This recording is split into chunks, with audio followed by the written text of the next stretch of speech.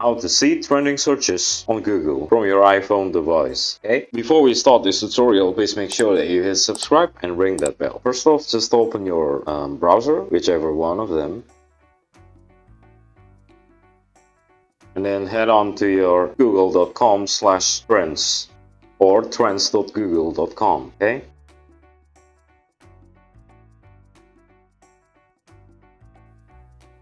You can also set the geographical location to any location that you wanted to query. You can explore it from here. So for example, there will be like insights and news articles that Google displayed, and there are recent trends that will be listed on the Google Trends also. And that's pretty much how to see trending searches on Google from your iPhone. Now, if you like this tutorial or if you find it helpful and you wanted to see more, please make sure that you hit subscribe, like, and comment down to our channel. If you have any suggestions or any topics that you want us at Simply How to cover, please put it on the comment section down below. Cheers, I hope it helps, and until the next tutorial, YouTube, bye.